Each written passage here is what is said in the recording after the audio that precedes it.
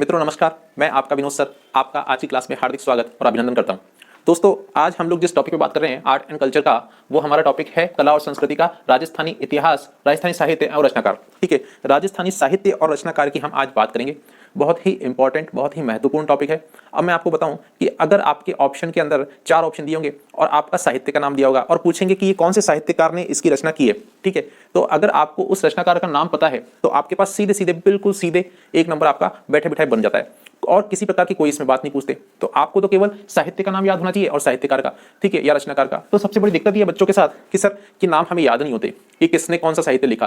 तो बच्चों बिल्कुल टेंशन मत लेना, दिमाग पे मत लाना, बिल्कुल सही सटीक तरीके से मैं आपको सारा की सारा याद करना बता दूंगा आज। ठीक है, तो आप लोग बस मेरे साथ लगे रहें, बने रहें, वीडियो पे धमाकेदार वीडियो बनाने वाला है। ठीक है, सब्सक्राइब कर लेना, लाइक कर देना, शेयर कर देना। तो बात करते हैं अपन राजस्थानी साहित्य एवं रचनाकार।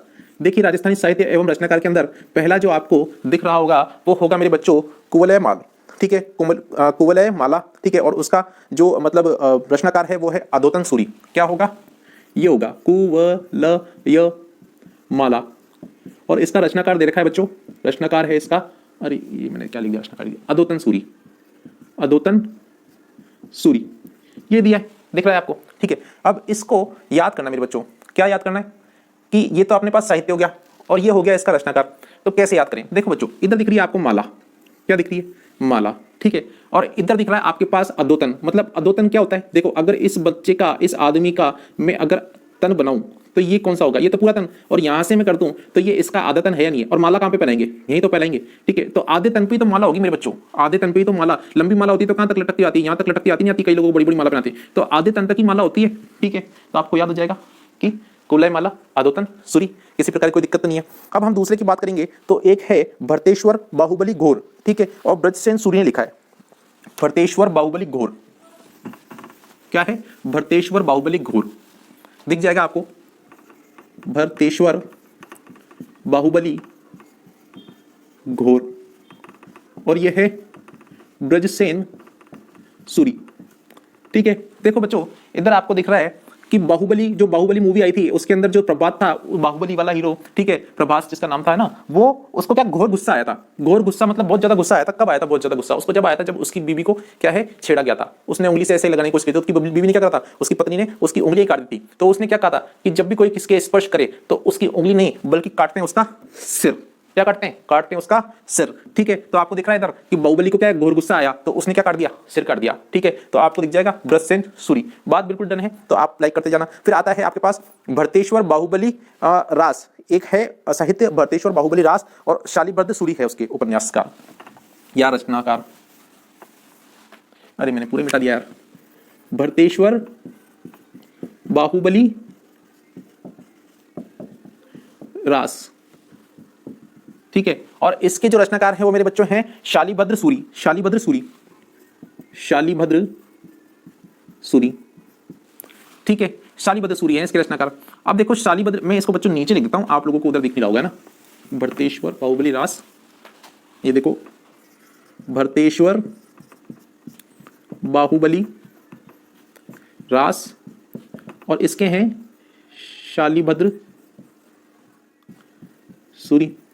ठीक है, अब देखो इधर यही है ना बच्चों, ध्यान से देख लेना आप। ठीक है, तो इधर देख लो कि भरतेश्वर बाहुबली रास, ठीक है, और शालीभद्र सूरी। तो बाहुबली जो है वो रास लीला रचा था। ठीक है, प्रेम कहानी चली थी जब उसकी मूवी के अंदर। तो कैसे था वो? शालीन था। कौन कौन शालीन था? शालीभद्र सूरी। कौन शालीन था? बाहुबली। भाई बाहुबली मूवी में आपने देखा होगा बहुत शालीन था वो। उसमें जो मंदिर के अंदर जब गाना भी गाती है वो, ठीक है, काना सुन ली जरा, वो क्या गाना है, तो उसके अंदर क्या था? ये बहुत शालीन था, मतलब बिल्कुल सीधा साधा और भद्र इंसान था। कौन? बाहुबली। तो बाहुबली एक तो भद्र था, भद्र पुरुष, और एक शालीन था। तो इसलिए रास कौन रचाएगा? बाहुबली। और बाहुबली अगर रास रचाएगा मेरे बच्चों तो शालीन और भद्र होगा, जब भी तो उससे रास रचाएगी लड़की। ठीक है, तो बात आपकी डन है क्या? आपके भरतेश्वर बाहुबली रास शालीभद्र सूरी के द्वारा लिखा गया है। अब नेक्स्ट की बात करें तो पंचग्रंथी व्याकरण बुद्धि सागर। पंचग्रंथी व्याकरण क्या है? पंचग्रंथी व्याकरण, पंच ग्रंथि व्याकरण बुद्धि सागर सूरी। ठीक है, बुद्धि सागर सूरी पंच ग्रंथि व्याकरण। ठीक है, अब एक बात बताओ, 5 आप ग्रंथ पढ़ लोगे, ये पंच ग्रंथी मेरे बच्चों, ठीक है। 5 अगर आप ग्रंथ पढ़ लोगे वो भी व्याकरण के, तो बुद्धि आएगी कि नहीं आएगी? और बुद्धि कितनी आ जाएगी? जितने सागर में पानी है, कितना? जितना सागर में पानी है। देखो 5 अगर ग्रंथ पढ़ लिया आपने व्याकरण के, ठीक है, तो बुद्धि कितनी आ जाएगी? जितना सागर के अंदर पानी है। बात डरने की अपनी, पंच ग्रंथी व्याकरण बुद्धि सागर सूर्य ने लिखा है, ठीक है। किसी प्रकार की कोई दिक्कत, कोई समस्या हो तो आप मेरे को बता दो, किसी प्रकार की कोई दिक्कत तो नहीं है। फिर आता है नेमिनाथ बारहमासा। क्या आता है? नेमिनाथ बारहमासा, और यह है पलहण, नेमिनाथ बारहमासा पलहण, नेमिनाथ बारहमासा पलहण, ठीक है। देखो इधर देखो, नेमिनाथ बारहमासा, देखो नेमिनाथ भगवान है, नेमिनाथ भगवान जैनियों के भगवान होते हैं नेमिनाथ जी, ठीक है। वो 12 मास तक, ठीक है, नेमिनाथ जी भगवान के 12 मास तक क्या है? पल्ला लेके औरतें मंदिर के अंदर जाती है। क्या करती है? नेमिनाथ जो भगवान है उनके 12 महीने तक अगर औरतें मंदिर के अंदर जाएगी, अगर ये नेमिनाथ भगवान का मंदिर है और इसमें नेमिनाथ जी ऐसे कट के बैठे हैं, ठीक है, तो अगर इनके यहाँ पे नेमिनाथ जी के, देखो नेमिनाथ बारहमासा, नेमिनाथ बारहमासा अपन बात कर रहे हैं यहाँ पे बच्चों, और नेमिनाथ भगवान होते हैं जैनियों के, ठीक है, नेमिनाथ जी भगवान होते हैं जैनियों के। तो अगर नेमिनाथ बारहमासा की अपन बात कर रहे हैं और नेमिनाथ भगवान होते हैं जैनियों के, इनके मंदिर के अंदर 12 महीनों तक अगर लेडीज कभी भी दर्शन करने जाएगी तो वो क्या सर पे पल्ला रखेगी? क्या रखेगी बच्चों? पल्ला। अगर यहाँ पे लेडीज जा रही है ना बच्चों दर्शन करने, तो उसको क्या करना पड़ेगा? सर पे अपने पल्लू रखना पड़ेगा और फिर ही उनके दर्शन करने जा सकती है औरतें, ठीक है। दर्शन अगर करेगी औरतें तो कैसे करेगी? पल्ला रख के, ठीक है बच्चों। तो नेमिनाथ भगवान के 12 महीनों तक अगर लेडीज को दर्शन करने तो पल्ला रख के करेगी। तो इस तरह से आपको पास याद हो जाएगा क्या? पलहण याद हो जाएगा या नहीं हो जाएगा? सर बिल्कुल याद होगा, ठीक है। अब हम लोग बात करते हैं पृथ्वीराज रासो। पृथ्वीराज रासो बच्चों बहुत याद करना आसान है। देखो पृथ्वीराज ने रास रचाया, ठीक है, और सहयोगिता से, है ना। और क्या था? ये सारी स्टोरी जो देखी थी, पृथ्वीराज का दोस्त कौन था? चंद्रप्रदायी। तो चंद्रप्रदायी ने सारी की सारी स्टोरी देखी, तो पृथ्वीराज ने रास रचाया, वो सारी स्टोरी देखी चंद्रप्रदायी ने, और चंद्रप्रदायी ने क्या करा? उसका बखान कर दिया। तो पृथ्वीराज रासो किसने लिखा है? चंद्रप्रदायी। फिर भी मैं लिख देता हूं आपके सामने, पृथ्वीराज रासो चंद्रप्रदायी, ठीक है। पृथ्वीराज रासो बच्चों चंद्रप्रदायी द्वारा लिखा गया है। किसी प्रकार कोई कान्नड़ दे प्रबंध, कान्नड़ दे प्रबंध की बात करें मेरे बच्चों तो पद्मनाभ ने लिखा है। कान्नड़ दे प्रबंध, पद्मनाभ, कान्नड़ दे प्रबंध पद्मनाभ, कान्नड़ दे प्रबंध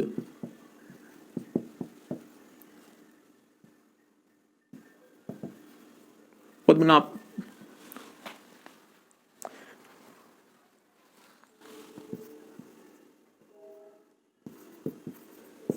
कान्नड़ दे प्रबंध पद्मनाभ, ठीक है। कान्नड़ दे प्रबंध किसने लिखा है? कान्हा प्रबंध कर दे, देने का, क्या देने का? लेटर। देखो कान्नड़ दे प्रबंध की बात कर रहे हैं अपन, और कान्नड़ दे प्रबंध की बात कर रहे हैं, तो इसमें देखो कान्हा जो है, कान्हा ने अपना लेटर दिया है किसको? रुक्मणी को, कि तुम निकल जाना वहां से, भाग जाना, मैं तुमको लेने आ जाऊंगा, रथ पे बैठा के निकल जाऊंगा। ये बात डन थी क्या? डन थी सर। आपने देखा होगा कृष्णा वृष्णा जो भी नाटक वाटक आते हैं उसके अंदर, ठीक है। तो क्या था? कान्नड़ दे प्रबंध जो था उसके अंदर क्या नाटक था कि भाई अब कान्हा को प्रबंध करना है, किस चीज का? कान्हा को प्रबंध करना है कि उसका लेटर जो है आदमी रुक्मणी तक पहुंचा दे। अब रुक्मणी तक पहुंचाने के लिए क्या? बहुत सारी सिक्योरिटी बच्चों, हर कोई तो लेटर पहुंचा नहीं सकता। तो क्या करा? एक आदमी थी, उसकी क्या बहुत बड़ी मोटी नाभि थी, ऐसा मोटा आदमी था, ऐसे करके एक आदमी था मेरे बच्चों, ठीक है, और इसकी क्या बहुत मोटी नाभि थी। इस नाभि के अंदर क्या करा? इस नाभि के अंदर लेटर फंसा दिया, ऐसे करके। अब क्या है? ऊपर से कपड़े चेक होते थे, कपड़े चेक होंगे आदमी के, तो ठीक है, कपड़े चेक करा तो ऐसे सर ऐसे भी हाथ फेर दिया तो कुछ नहीं दिखा, ठीक है, क्योंकि ये तो क्या नाभि में लेटर किया और देखे आ गया भाई मेरा, ठीक है। तो इस तरह से क्या है? कान्नड़ ने प्रबंध कर दिया नाभि के अंदर लेटर रख के भिजवाने का। तो कान्नड़ दे प्रबंध आपको याद हो गया क्या? कैसे? कि कान्हा ने प्रबंध कर दिया नाभि में लेटर रख के भिजवाने का, किसको? रुक्मणी को, ताकि रुक्मणी वहां से निकल जाए, ठीक है, और कान्हा जी क्या है? रुक्मणी से फिर विवाह कर सके। तो इस तरह से कान्नड़ दे प्रबंध का एक मतलब मैंने तरीका बता दिया याद करने का, ठीक है मेरे बच्चों। अब हम लोग बात करते हैं अचलदास खींचीरी वचनिका। अचलदास खींचीरी वचनिका, ये है शिवदास की, अचलदास खींचीरी वचनिका, अचलदास खींचीरी वचनिका, ठीक है, और ये है शिवदास ने लिखा है इसको, शिवदास ने लिखा मेरे बच्चों, ध्यान देना। अब देखो अचलदास खींचीरी वचनिका, देखो अचल संपत्ति आपके पास, तो अचल संपत्ति क्या होती है? आपकी जमीन, ठीक है ना। और जमीन पे आप क्या करते हो? लाइन खींच देते हो कि ये जमीन मेरी है। बात डन नहीं है ना। तो ये किसी आदमी की जमीन थी, उसने अपनी जमीन पे लाइन खींच रखी थी। वो क्या है? कुछ दिनों के लिए बाहर गया तो उसने वचन लिया अपने दास से, क्या लिया? वचन लिया अपने दास से कि भाई देख ये जमीन मेरी है और इस जमीन की पे कोई दूसरा कब्जा नहीं कर ले। एक आदमी है उसकी जमीन है। अचल संपत्ति तो क्या होती है? जमीन ही होती है। जमीन पे क्या करता है आदमी? लाइन खींच देता है, ठीक है। और उसने अपने वचन लिया एक आदमी से, आदमी कौन है? इनका दास है, और दास से वचन लिया कि देख जब तक मैं नहीं आऊं, जब तक मेरी जमीन पे कोई कब्जा नहीं कर ले तो ध्यान रखना मेरी जमीन का, ठीक है। तो उस दास ने बोला मैं आपको वचन देता हूं कि भाई आपकी जमीन कोई नहीं ले सकता। बात डरने का, आपकी जमीन कोई नहीं ले सकता, कोई आपकी जमीन पे कब्जा नहीं करेगा। ऐसा किसको बोला उसने कहा शिव को। किसको बोला? शिव जी को। क्यों? शिव जी के पास कौन सी जमीन थी? भाई कैलाश जो है, कैलाश पर्वत वो शिव जी का मतलब पेटेंट जगह है कि शिव जी वहीं रहेंगे। उस जगह पे अगर कोई दूसरा कब्जा कर ले तो शिव जी के तो मतलब परेशानी हो जाए ना कि भाई कहाँ जाए। ठीक है, तो इसलिए शिव जी ने अपने दास को बोला देख कोई यहाँ पे कब्जा नहीं कर ले, इसलिए क्या कर तू यहाँ पे मेरे को वचन दे कि यहाँ पे मेरी कोई जमीन हड़पेगा नहीं। ठीक है, तो इसने क्या है शिवदास ने इसको शिव जी को जो इनका दास है शिव का उसने वचन दिया है, तो इसने बोला आपकी अचल संपत्ति है जिसकी लाइन आपने खींच रखी है उस लाइन पे कोई नहीं आएगा, कोई दूसरी अपनी लाइन नहीं बनाएगा, बाउंड्री वॉल नहीं खिंचाएगा, आपकी जमीन जो की तो रहेगी, आप जहाँ घूम के आना चाहो वहाँ घूम के आ जाओ। तो अचलदास खींचरी वचनिका किसने शिवदास के द्वारा रची गई। बात सही क्या, समझ में आ रही है बच्चों, समझ में आ जाए ना बच्चों। तो आप लोग लाइक भी कर सकते हैं, शेयर भी कर सकते हैं और सब्सक्राइब भी कर सकते हैं। ठीक है, फिर अपने पास आता है राव जेतसिरोछंद बीठू सुजाजी। राव जेतसिरोछंद, राव जेतसिरोछंद और ये लिखा है बीठू सुजाजी। ठीक है, राव जेतसिरोछंद बीठू सुजाजी। देखो राव जेतसिरोछंद बीठू सुजाजी, देखो राव जी हैं एक तो यहाँ पे, जेतसी मतलब जोतना, ज्योतिषी। अगर ऐसे राजस्थानी के अंदर बोले तो क्या बोलेंगे अपन, ऐसे बोलेंगे तू खेत ज्योतिषी की नहीं ज्योतिषी, आज तू खेत ज्योतिषी की नहीं ज्योतिषी, तो बोले आज तो मैं नहीं जोतूं कल जोत दूं मैं, आज तो मैं बाजार जा रही हूँ, तो बोले बाजार कौन के साथ जा रही है, तो बोले बीबी लेने जा रही हूँ बाजार, आज बाजार में यार कहीं शॉपिंग वॉपिंग करवा दूं, तो आज तो खेत नहीं जोतूं। ठीक है, तो बात यहाँ पे चल रही है खेत ज्योतिषी की नहीं ज्योतिषी, तो यहाँ पे ज्योतिषी कर दी मैंने। ठीक है, अब जब खेत जोतोगे मेरे बच्चों तो क्या आएगा, पैर में सूजन आएगी नहीं आएगी, पैर सूज जाएंगे कि नहीं सूज जाएंगे, बिल्कुल सर। ठीक है, और हाथ पैर भी बिल्कुल सूज जाएंगे नहीं सूज जाएंगे, सूज जाएंगे सर। और जब आप बैठोगे तो सूजन आप पे, आप जब बैठोगे तो दर्द होगा कि नहीं होगा, बिल्कुल होगा सर। ठीक है, तो राव जेतसिरोछंद बीठू सुजाजी, क्या जब आप खेत जोतोगे तो बैठोगे सूजन के ऊपर तो दर्द होगा। ठीक है, हाथ पैर सब सूज जाएंगे। राव जेतसिरोछंद बीठू सुजाजी, ये बात आपके यहां तक बिल्कुल समझ में आ रही होगी। किसनजीरो वैली, ये किसनजीरो वैली ये है करम सिंह रुणेचा, किसनजीरो वैली करम सिंह रुणेचा, किसनजीरो वैली, किसनजीरो वैली करम सिंह रुणेचा, किसनजीरो वैली करम सिंह रुणेचा, रुणेचा। ठीक है, देखो इधर ये किशन जी दिख रहे हैं, इधर रुणेचा दिख रहा है, किसी प्रकार की कोई दिक्कत है क्या बच्चों, क्योंकि मैंने आपको पहले ही बता चुका हूं, जब मैंने क्या बताया था मैंने आपको रामदेव बाबा के बारे में, तो वहां पे बता दिया था मैंने आपको किसका अवतार है। ठीक है, तो कोई परेशानी वाली बात तो है नहीं, इधर किशन जी दिख रहा है, इधर रुणेचा दिख रहा है आपको, तो कहीं कोई समस्या होनी नहीं चाहिए। ठीक है, फिर अपने पास नेक्स्ट अपन बात करते हैं सूरज प्रकाश, तो वो है कर्णिदान, सूरज प्रकाश कर्णिदान। बच्चों आपने कई बार देखा होगा, देखो ऐसे करके हाथ होता है, ऐसे करके क्या होता है, 5 उंगली होती है ना, 5 उंगली होती है, ऐसे करके हाथ होता है मेरे बच्चों। ठीक है, हाथ होता है, ऐसे जब भी आशीर्वाद देते हैं ना तो ऐसे ही तो हाथ रखते हैं। ठीक है, ऐसे करके हाथ नहीं रखते, ऐसे। ठीक है, और यहाँ पे होता है सूरज, ऐसे करके। ठीक है, और उससे क्या निकलता है, प्रकाश निकलता है। भाई जब भी आपने देवी देवताओं को देखा होगा तो ऐसे हाथ कर लेते हैं। ठीक है, ठीक है, तो उसमें से क्या निकलता है, प्रकाश निकलता कि हाँ सर आपने देखा है नाटक के अंदर, हम आपसे ही बोल रहे हो। तो जब भी देवी देवता हाथ कर लेंगे, हाथ को क्या कहेंगे, कर कहेंगे कि नहीं कहेंगे। ठीक है, तो इस कर से जब दान करते हैं, इस कर से जब दान करते हैं तो क्या दान करते हैं, प्रकाश दान करते कि नहीं करते, बोलो आप। ठीक है, तो कर्णिदान क्या है, ठीक है, ये आपको ये कर्णी प्रकाश सूरजदान। ठीक है, कर्णी प्रकाश सूरजदान, यहां तक आपकी बैटरी डन, कोई दिक्कत वाली बात तो नहीं है। तो आप तो बस क्या है इसको पकड़ो, क्या है आपका सूरज प्रकाश है तो कर्णिदान। ठीक है, या कर्णिदान सूरज प्रकाश, बात इतना सा पकड़ लो, ये आपको पकड़ना है बस। कुल मिला के क्या है, ये कर्णिदान, क्यों कर से दान कर रहे हैं तो आपका हो गया कर्णिदान। ठीक है, और ये सूरज निकल रहा है इधर से तो सूरज प्रकाश। बात आपकी समझ में आ रही होगी जो मैं समझाना चाह रहा हूं। मैं इसी तरह से पकड़ लेता हूं बच्चों कि लिंक इस तरह से करते हैं हम लोग, ताकि आपको भी दिक्कत नहीं हो, मुझे भी दिक्कत नहीं हो, बड़े तरीके से आपके समझ में आ जाए। और अगर ऐसा समझ में आ रहा है तो प्लीज लाइक कर दो, शेयर कर दो, सब्सक्राइब कर दो। बच्चों नेक्स्ट हम लोग बात करते हैं राम रासो माधोदास। देखो राम रासो माधोदास, राम रासो ये लिखा है माधवदास ने, माधवदास दिख जाएगा आपको। ठीक है, देखो राम रासो माधवदास। देखो राम जी ने रास रचाया था क्या मेरे बच्चों, राम जी ने रास रचाया था क्या, आप बोलोगे सर नहीं, राम जी तो बिल्कुल भद्र पुरुष थे, तो क्या माधव जो थे कृष्ण वो क्या भद्र नहीं थे क्या, वो भी भद्र पुरुष थे। ठीक है, पर राम जी क्या है, बिल्कुल शालीन सभ्य, तो माधव जी भी शालीन और सभ्य। पर माधव जी का तो काम क्या था, रास रचाना था। माधव जी तो आए इसलिए थे धरती पे, रास रचाए गोपियों के साथ, पर राम जी रास रचाना था ना, तो ये वाला मेल तो अपना बिगड़ गया बच्चों। ठीक है, तो इसका मतलब राम रासो नहीं, राम रासो नहीं, माधव रासो। क्या हो जाएगा, माधव रासो। तो इसका मतलब राम रास नहीं रचाएंगे, माधव रचाएगा। कौन, राम रास नहीं रचाएंगे, माधव रचाएगा। माधव मतलब कृष्ण, कृष्ण को कहते हैं ना माधव। ठीक है, तो राम रास नहीं रचाएगा, माधव रचाएगा। ठीक है, तो राम रासो माधव रासो। रतन जस प्रकाश सागरदान, रतन जस प्रकाश सागरदान, रतन जस प्रकाश सागरदान, रतन जस प्रकाश, और ये आ गया अपने पास सागरदान। ठीक है, देखो इधर है सागर, ये सागर है, तो सागर में से क्या निकलते हैं मेरे बच्चों, सागर में से तो रतन निकलते हैं। जितने भी मणि माणक जो भी रतन होते हैं वो किस में से निकलते हैं, सागर में से निकलते हैं। और जब वो सागर में से निकलते हैं तो कैसे प्रकाश देते हैं, ऐसे कैसे प्रकाश देते हैं, तो रतन प्रकाश सागरदान। बात आपकी बिल्कुल बैठ गई होगी, मेरे समझ में आ रहा है। पृथ्वीराज विजय, ये है जैनक। देखो पृथ्वीराज विजय की बात करेंगे बच्चों तो उसमें आ रहा है राइटर जैनक। देखो पृथ्वीराज विजय, ध्यान से आप देखते जाओ समझते जाओ। पृथ्वीराज विजय ये है जैनक। ठीक ठीक है, अब मेरी बात सुनो, जब पृथ्वीराज की विजय हो जाएगी तो उसकी जय जय होगी कि नहीं होगी?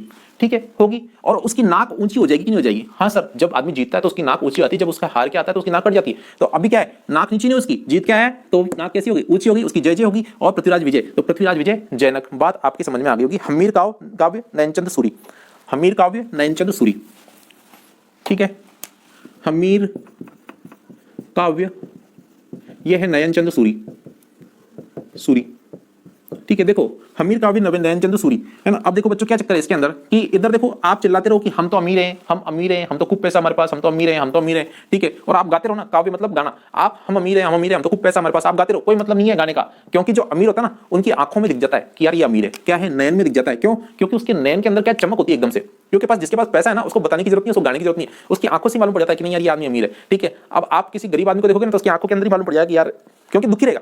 जिसमें सुख है, ठीक है, जिसके पास पैसा है उसके पास सुख है, और जिसके पास सुख है उसकी आंखों के अंदर अलग ही चमक रहती है, ठीक है। तो उसकी नयन से मालूम पड़ जाता है कि भाई इसके पास पैसा है या अमीर है, इसको गाने की जरूरत नहीं है। तो नयनचंद सूरी, बात आपके यहां तक समझ में आ रही है नहीं आ रही? फिर आता है सुरजन चरित्र कवि चंद्रशेखर, सुरजन चरित्र कवि चंद्रशेखर। देखो सुरजन चरित्र यह है कवि चंद्रशेखर, चंद्रशेखर। देखो एक तो होता है दुर्जन और एक होता है सुरजन, मतलब अच्छा, सु मतलब अच्छा, ठीक है, जिसके अंदर अच्छे गुण हो, ठीक है। तो वो किसके अंदर थे? चंद्रशेखर आजाद के अंदर थे, ठीक है। चंद्रशेखर आजाद का चरित्र कैसा था? सूरजन था, ठीक है। और चंद्रशेखर आजाद का सूरजन चरित्र था, तो किसका था? सूरजन चरित्र चंद्रशेखर आजाद का था। तो कवि चंद्रशेखर ने क्या लिखा है? सूरजन चरित्र लिखा है मेरे बच्चों। किसी प्रकार की कोई दिक्कत तो नहीं है आपको? ठीक है। फिर प्रबंध चिंतामणि मेरुतुंग, प्रबंध चिंतामणि मेरुतुंग, प्रबंध चिंतामणि, प्रबंध चिंतामणि, यह है मेरु तुंग। देखो देखो इधर है मेरुतुंग, प्रबंध चिंतामणि। देखो चिता है इधर और मणि है, देखो चितामणि, ठीक है, प्रबंध चितामणि। तो देखो प्रबंध करो चिता जलाने का, ठीक है, प्रबंध करो चिता जलाने का। अब मेरु मतलब जानते हो आप क्या होता है बच्चों? मेरु मतलब रेगिस्तानी जगह, ठीक है। तो रेगिस्तानी जगह पे अगर प्रबंध करो चिता जलाने का, ठीक है, तो मेरु मतलब रेगिस्तान के अंदर प्रबंध करना बहुत कठिन रहता है बच्चों। तो मेरु तुंग, मेरु मतलब रेगिस्तान, रेगिस्तान में प्रबंध करना, चिता जलाने का बहुत कठिन काम दे दिया है, ठीक है। तो अब क्या है, आप बोलोगे कि यार प्रबंध कैसे करें यहाँ पे, ठीक है। प्रबंध कोश की बात करेंगे अपन। प्रबंध कोश है राजशेखर का, प्रबंध कोश किसका है? राजशेखर का बच्चों। अब देखो प्रबंध कोश, तो इधर तो कोश का प्रबंध करना है, मतलब पैसे का प्रबंध करना है, ठीक है। और इधर है राजशेखर, क्या है? राजशेखर क्या करना है? प्रबंध कोश, प्रबंध कोश, ठीक है, कोश का प्रबंध करना है। और इधर है राजशेखर। तो देखो राजा है इधर, तो वो प्रबंध करेगा क्या? प्रबंध करेगा किसका? करेगा कोश का, क्योंकि इसी राजा का काम है प्रबंध करना, कोश का, पैसे का प्रबंध करना प्रजा के लिए। तो प्रबंध कोश राजशेखर ने रचना की है प्रबंध कोश की, क्योंकि प्रबंध करना किसका काम है? राजा का काम है। नहीं मेरे बच्चों, बोले आप बोलोगे सर राजा का काम है, राजा के अलावा कोई दूसरे का काम है भी नहीं, तो प्रबंध कोश हो गया, तो राजशेखर द्वारा होगा। राजवल्लभ आपका मंडल द्वारा लिखा गया है, राजवल्लभ मंडल द्वारा, ठीक है, राजवल्लभ मंडल द्वारा, राजवल्लभ मंडल द्वारा लिखा गया मेरे बच्चों, राजवल्लभ, ये है आपका मंडल द्वारा। किसका? मंडल। देखो ये राजा है इधर और ये मंडल है। मंडल आपने देखा होगा, कई बार आपने देखा होगा, ऐसे करके मंडल होता है मेरे बच्चों। क्या होता है? ऐसे करके ये मंडल, ठीक है, ऐसे मंडल के चलते ना।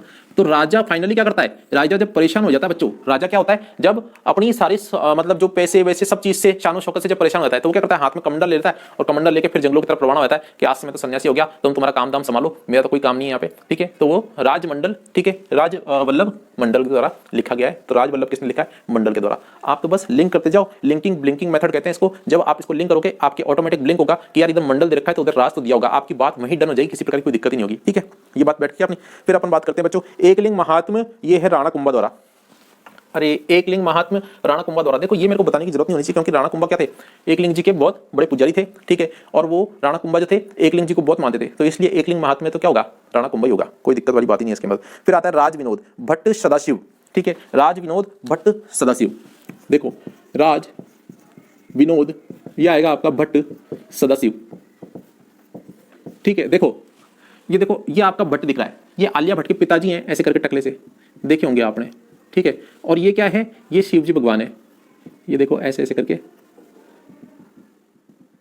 ठीक है, ये ऐसे करके शिव जी भगवान बैठे हैं, ठीक है। अब ये आलिया भट्ट के पिताजी, इधर ये सदाशिव, ठीक है, ये क्या कर रहे हैं, आपस में बातचीत कर रहे हैं कि अब ये क्या है, ये तो भाई आलिया भट्ट का पिता है, ये कॉमेडी भी कर लेता है कई बार, ठीक है। शंकर भगवान को इसकी बात पसंद आ गई कि यार ये कॉमेडी करता है, क्यों, क्योंकि ये विनोद मतलब क्या होता है, हंसी मजाक, मस्ती मजाक, ठीक है, ऐसे करके होता है ना। तो ये क्या वो कर रहा है, विनोद मतलब बहुत प्यारी प्यारी बातें कर रहा है, जैसे कि मैं करता हूँ आपके साथ, करता हूँ कि नहीं करता हूँ, है ना। इसलिए लाइक कर दो, शेयर कर दो, सब्सक्राइब कर दो, क्या जा रहा है आपका, ठीक है बच्चों। तो यहाँ पे सदाशिव के साथ क्या करता है, ये भट्ट हमेशा बात करता है विनोद वाली, बिल्कुल प्यारी प्यारी, ठीक है।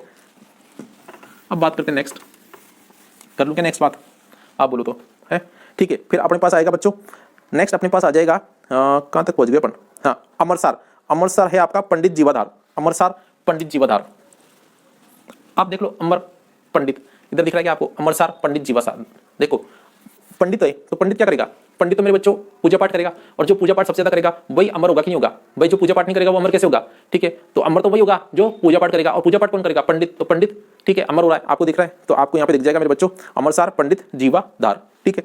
खूब धार लगाई इसने, शंकर भगवान की, भोले भगवान के ऊपर से खूब पॉइंट डाला, तो पंडित जीवाधार, ठीक है। फिर उसके बाद आता है आपके पास राज रत्नाकर है आपका सदाशिव, ठीक है, राज रत्नाकर सदाशिव। तो देखो राज रत्नाकर सदाशिव आपने देखा होगा, इसको मैं बताता हूं आपको समझाने के लिए। राज रत्नाकर सदाशिव,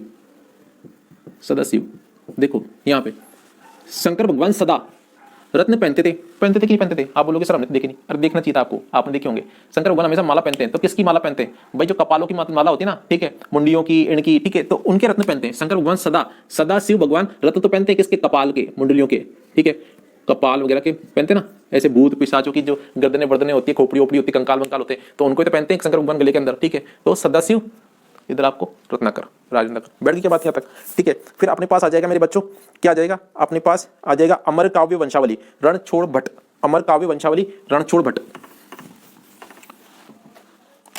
अमर काव्य वंशावली रणछोड़ भट्ट। देखो अब मेरी बात सुनो, ये रण छोड़ के आदमी भाग गया, क्यों भाग गया, क्योंकि वो क्या अमर नहीं होना चाहता था। अमर हो जाएगा तो क्या उसका वंश आगे बढ़ पाएगा क्या, भाई अभी उसका वंश बढ़ा ही नहीं, और उससे पहले अगर वो रण में युद्ध लड़ेगा तो क्या होगा, रण में युद्ध होगा तो अमर होना ही होना है। तो उसने क्या देखा, यार अभी तो मेरा वंश पैदा ही नहीं हुआ, अभी तो मेरे बच्चे पैदा नहीं हुए, ठीक है, मैं अभी अमर हो गया तो फिर मेरा तो खेल ही खत्म हो जाएगा, मेरा तो वंश ही खत्म हो जाएगा। तो उसने क्या करा, रण छोड़ मतलब रण छोड़ के भाग गया, और क्या है अपने घर आ गया, अमर होने से बच गया, और बाद में उसने अपनी सारी की सारी वंश पैदा किए, तो वंशावली, ठीक है, रणछोड़ भट्ट क्या है, अमर काव्य वंशावली, ठीक है। तो इसके ऊपर कविता लिख दी कि यार ये तो रणछोड़ के भाग जाता है, तो रणछोड़ भट्ट अमर काव्य वंशावली, बात आपकी डन है। फिर इसके बाद आता है अजीतोदय भट्ट जगजीवन, अजीतोदय